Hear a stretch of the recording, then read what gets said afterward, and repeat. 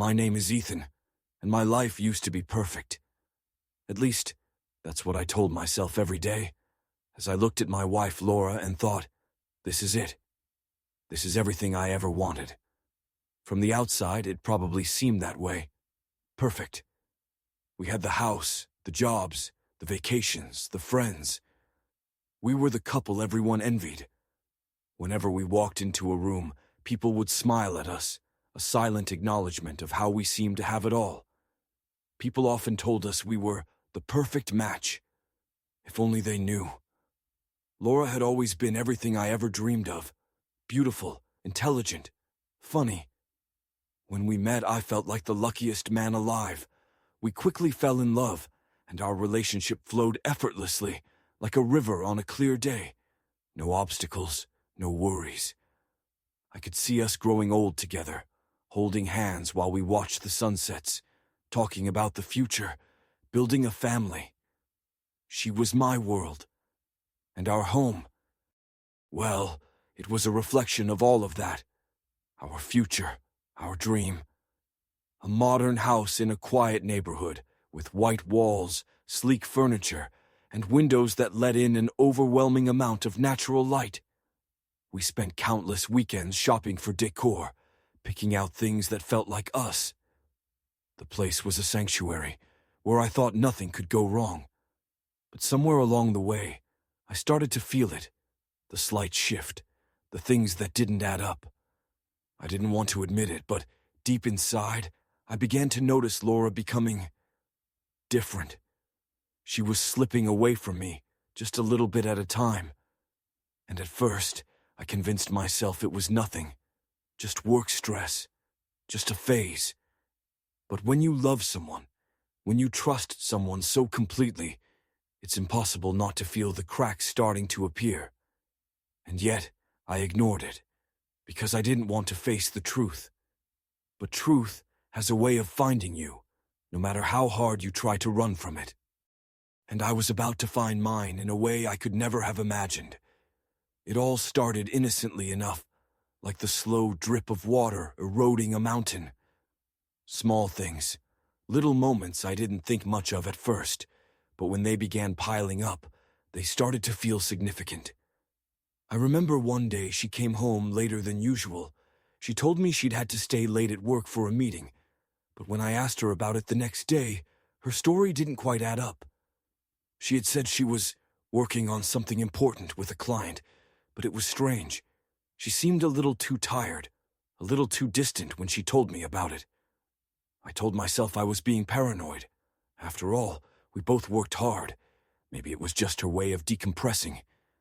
But then, another late night happened, and then another. Each time, the story sounded just a little less believable. The phone, which had once been left on the kitchen counter, now never seemed to leave her side. At first, I tried not to think too much about it. But one evening, I saw her texting someone, and her body language made it clear that it was something private, something she didn't want me to see. When I walked into the room, her fingers froze on the screen, and she quickly locked the phone and set it down beside her. "Who was that?" I asked casually, trying to mask the sudden rush of unease in my voice. She smiled, her eyes darting nervously before she shrugged. "Just a work thing," she said, as if it were nothing. But something in her tone caught my attention. The way she seemed overly eager to brush it off. It didn't sit right with me. I should have let it go. I should have. But the feeling in my stomach was growing stronger every day, gnawing at me. A whisper of doubt. And then came the first sign, the one I couldn't ignore. It was a Saturday afternoon when I first saw it. Laura had made plans to meet up with a friend, someone I'd never met. She'd left the house without telling me exactly where they were going, but I wasn't worried. I trusted her. After all, she had every right to spend time with friends. But when I called her later that afternoon to ask how it was going, her phone went straight to voicemail. I wasn't concerned at first. Maybe she was just busy. But when I tried again an hour later, the same thing happened. That night, when she finally returned home, She apologized, saying she had just lost track of time. "It was good to catch up with an old friend," she said, not looking at me directly as she put her things away. But something about her reaction didn't feel right. There was a stiffness in her voice, an evasiveness in her words. She was hiding something, and it was becoming clearer by the day. I couldn't shake the feeling that she was lying to me. I didn't want to believe it, but I couldn't help it. The small things started piling up. Her texts, the late nights, the sudden secrecy. And one evening, when I found myself pacing around the living room, unable to settle, I realized something. I couldn't wait anymore. I needed to know.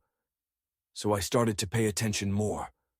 I watched her, not in a creepy way, but more like someone on the verge of figuring out a mystery that had been unfolding right under his nose.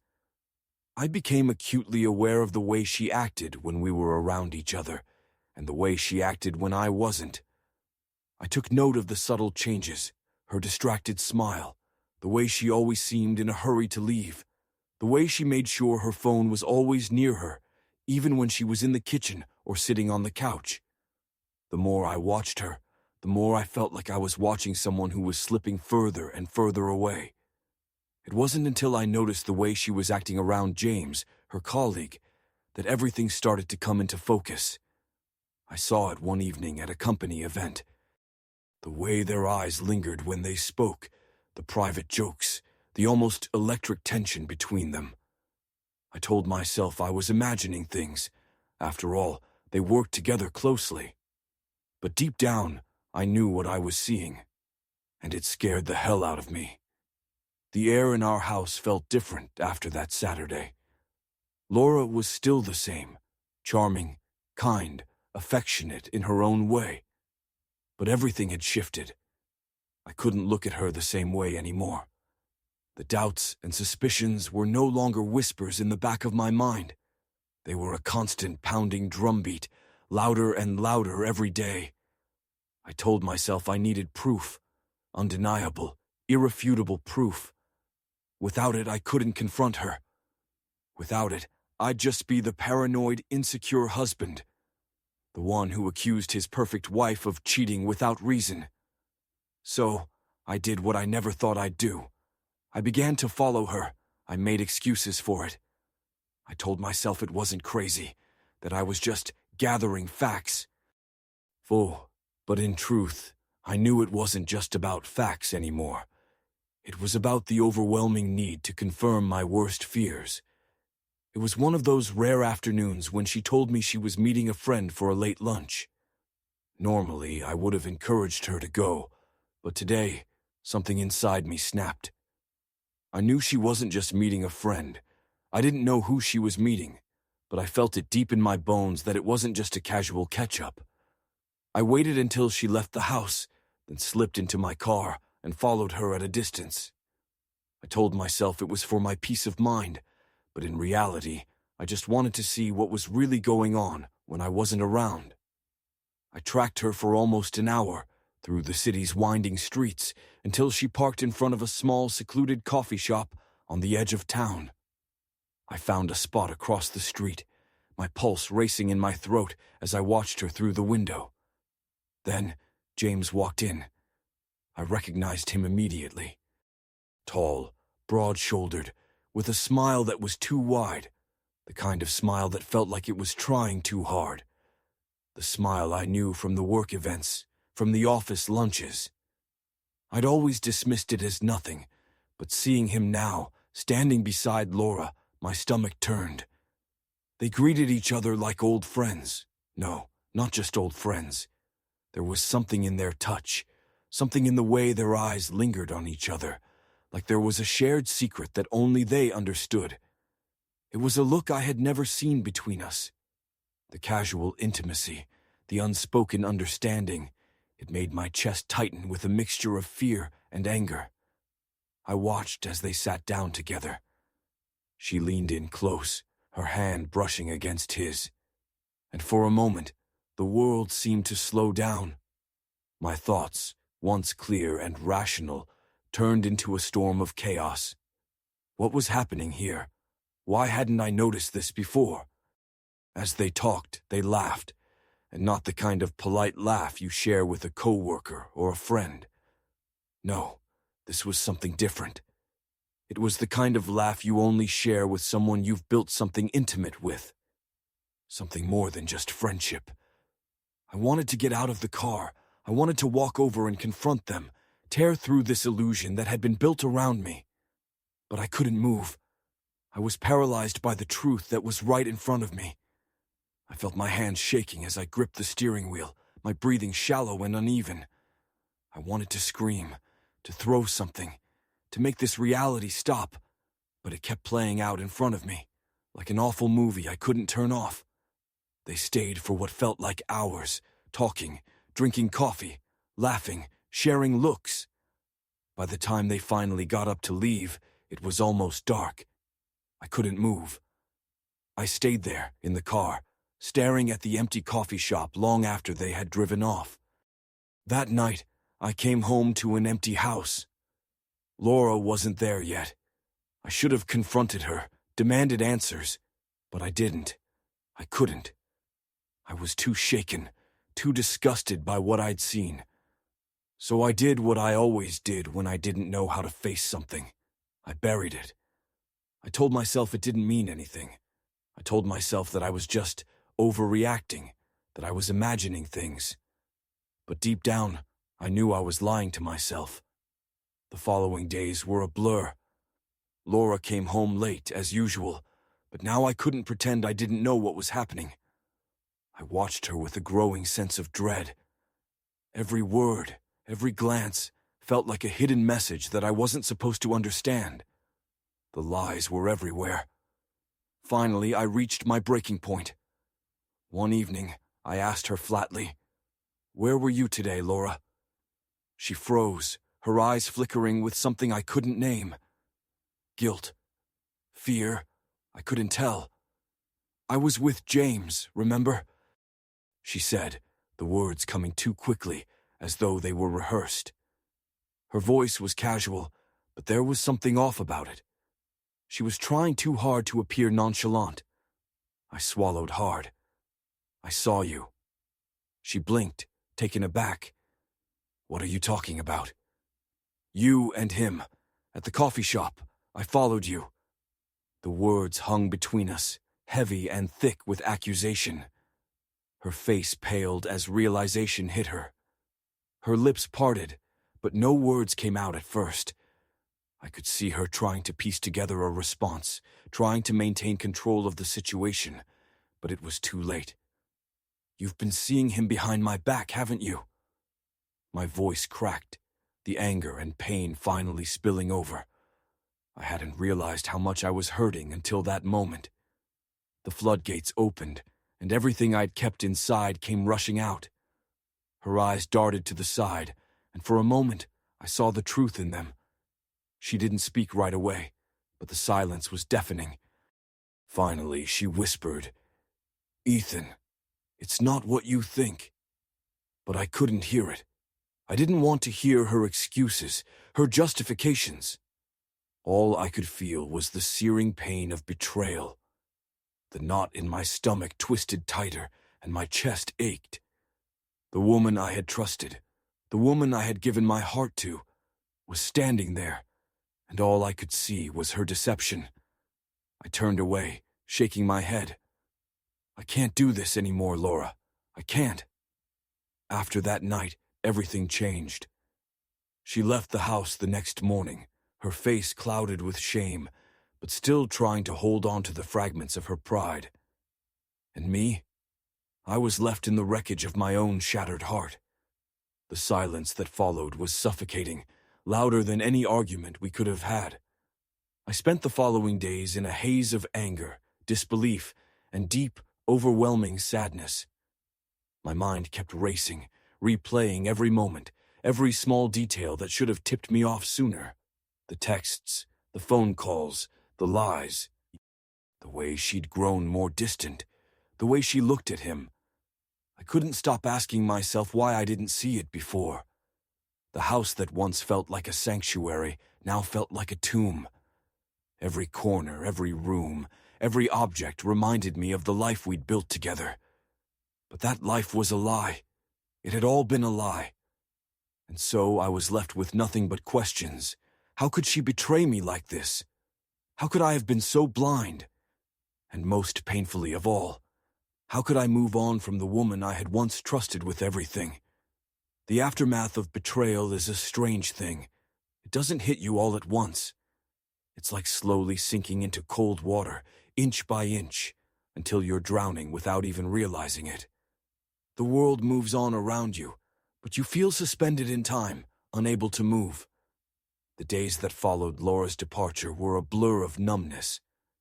I couldn't tell if I was grieving the loss of the woman I loved or the life I thought I had. The walls of our home, which once felt like a place of comfort, now felt like a prison. Every room seemed to echo with memories of her laughter, her presence, and the life we built together. A life that was now nothing more than an illusion. I woke up each morning with the same sinking feeling in my stomach. The house felt too empty. The silence was deafening. I couldn't escape it. I couldn't escape her. It was ironic. I thought that if I ever found out the truth, I would feel some form of relief, that I could finally close that chapter of my life and move on. But instead, the truth had crushed me in ways I couldn't have anticipated.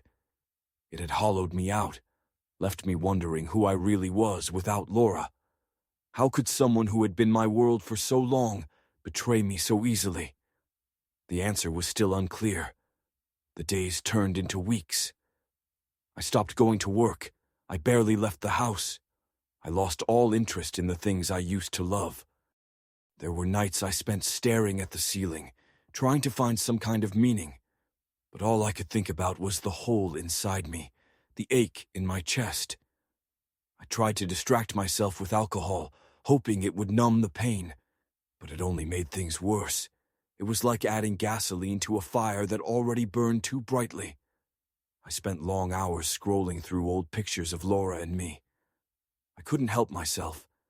Every memory, every smile, every kiss felt like a betrayal now. The images of the life we'd shared were a mockery of what had truly been happening behind my back. I felt disgusted, sickened by the way I had been so naive, so trusting. How could I have been so blind? But then came the phone call, the one I had been avoiding. It was James. I didn't recognize the number at first. It was one of those unknown callers that you almost never pick up.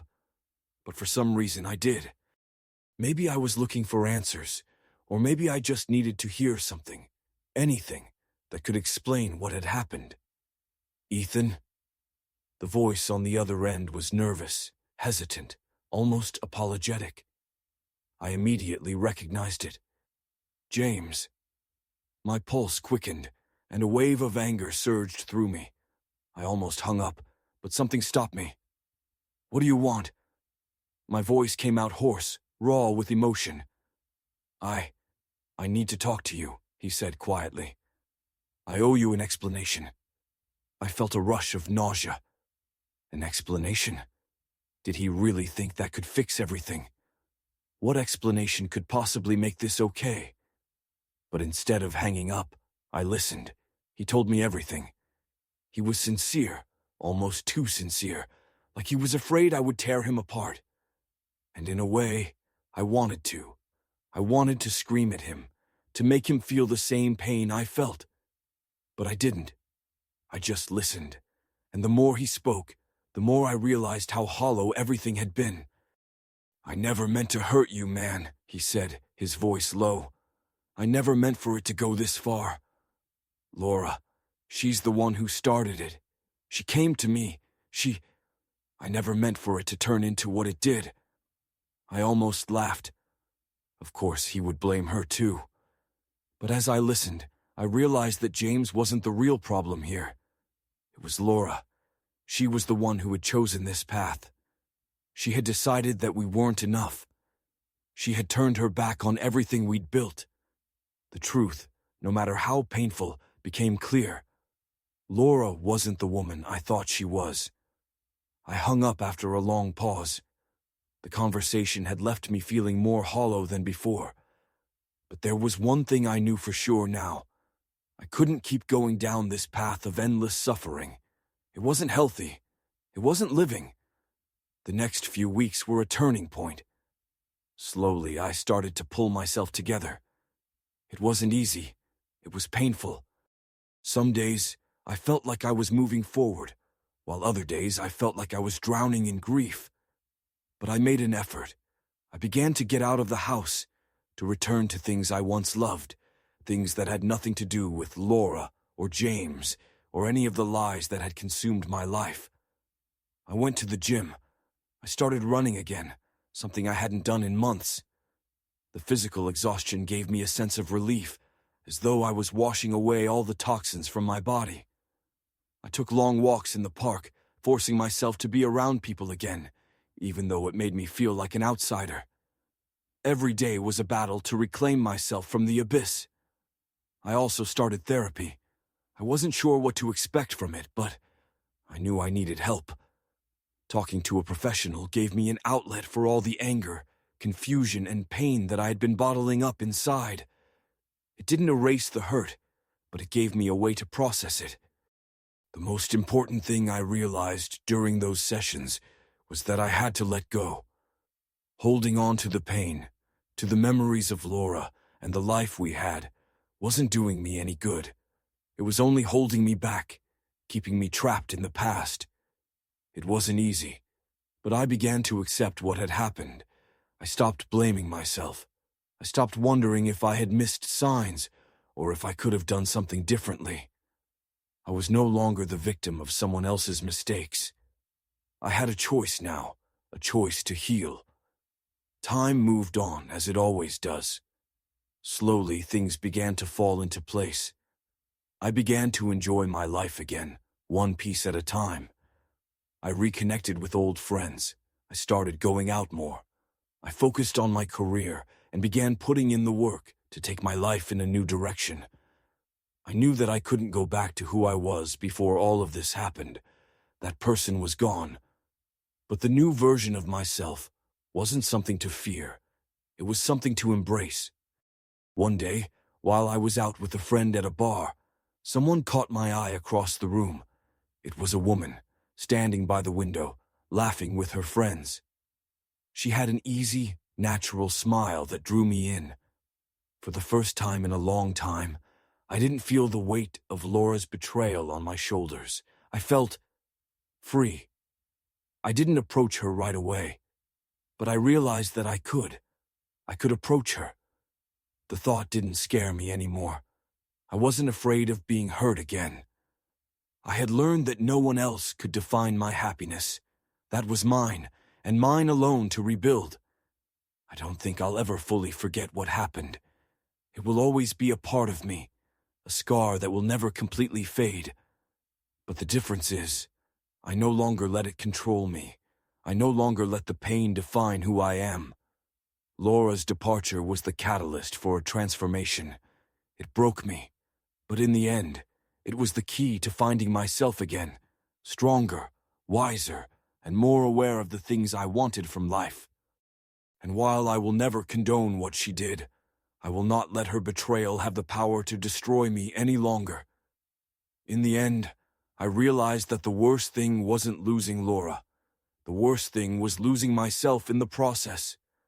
And now I'm reclaiming who I am, piece by piece.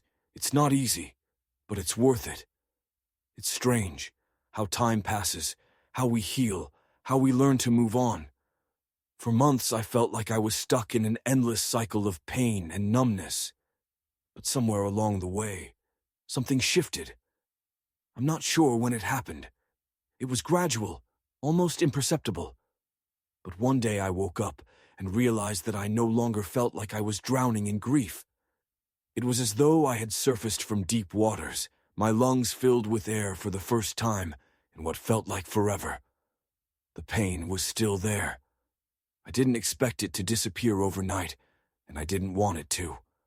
That pain had changed me. It had forced me to look at myself, at my life, at everything that was important to me in a way I never had before. but it no longer consumed me. It was a scar, not a wound. And with scars, we learn to live. I had started seeing someone. Her name was Emily. She wasn't anything like Laura, and that's exactly what I needed. She wasn't a replacement. I didn't want a replacement. But I needed someone who would remind me that life could be beautiful again.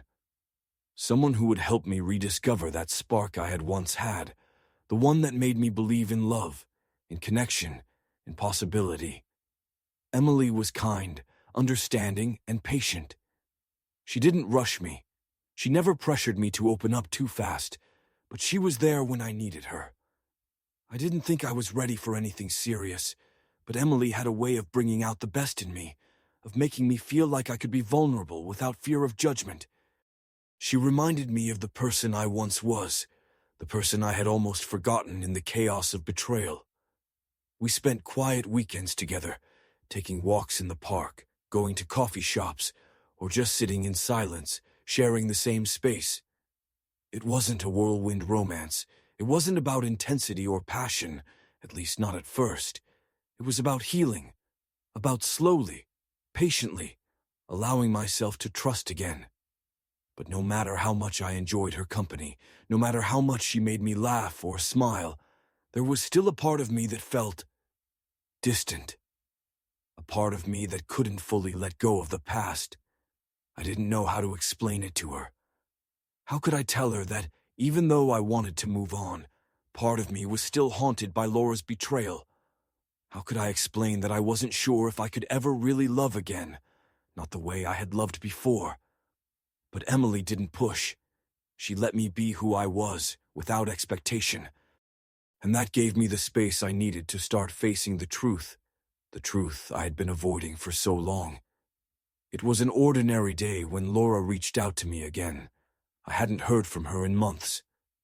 After she left, she'd sent a few messages here and there, but I had always ignored them. I couldn't bear to talk to her. What was there to say? What could possibly come from reopening that door? But this time was different. Her message was brief. "Ethan, I need to talk to you. It's important. Please, just hear me out." I stared at the screen for a long time. My first instinct was to delete it, to pretend it had never arrived. But something inside me told me that maybe, just maybe, I owed it to myself to listen. Not for her, not for the closure she might need, but for me. I agreed to meet her, under one condition, that we meet in public, somewhere neutral. A coffee shop, maybe, a place where I wouldn't feel trapped, where I could leave if it became too much. When I saw her again, it was like stepping back into the past. Laura hadn't changed much.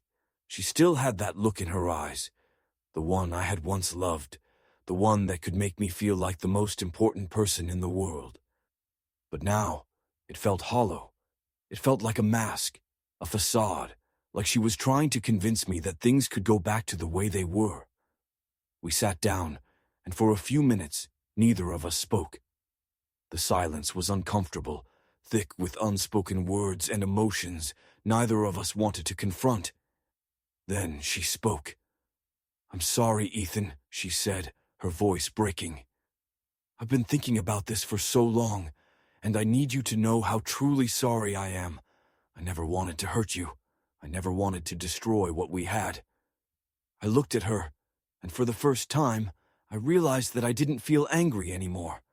I didn't feel the rage I thought would consume me when I saw her again. I felt nothing.